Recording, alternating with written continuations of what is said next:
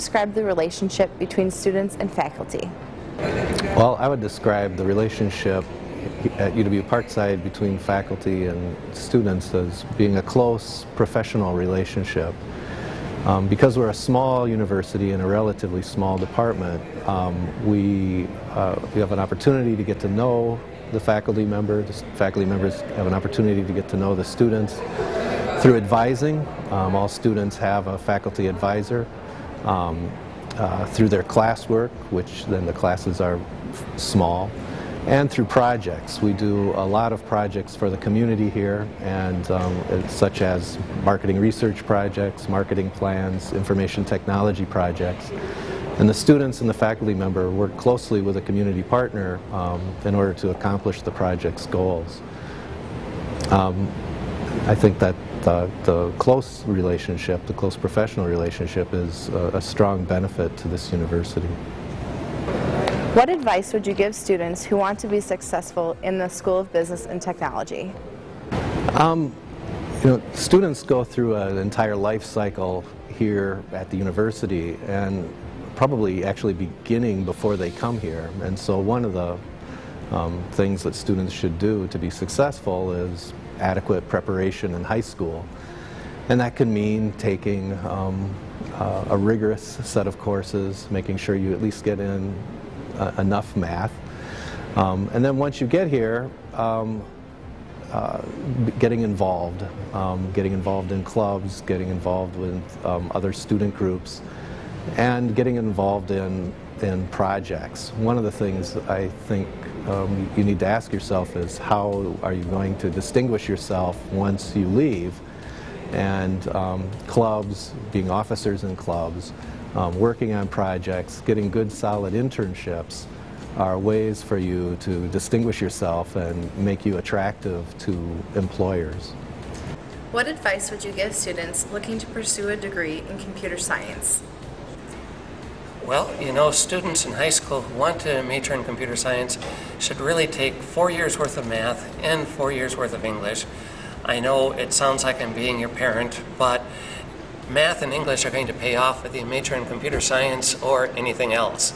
And computer science is a math-related discipline.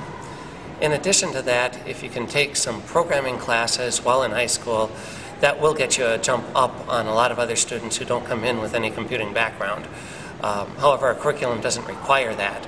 It does, we start out from scratch with the programming. Once you're here, once you're studying, well, it's the same old story. Work hard, get your projects done, go to class. All of those things will pay off in the long run.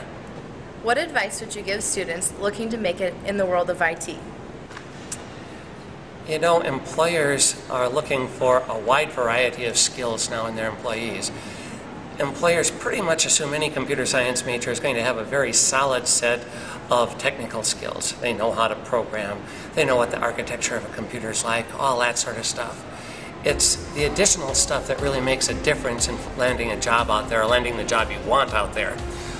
Soft skills, an ability to do a nice presentation, to talk to people, an ability to write a memo that's going to impress your boss and make your boss know that you have your act together. A lot of those skills can be gained through classes, maybe not computer science classes, but classes at Parkside. But in addition to that, I'd strongly encourage all students to go out and try to land an internship. The summer internship program at Parkside is really strong.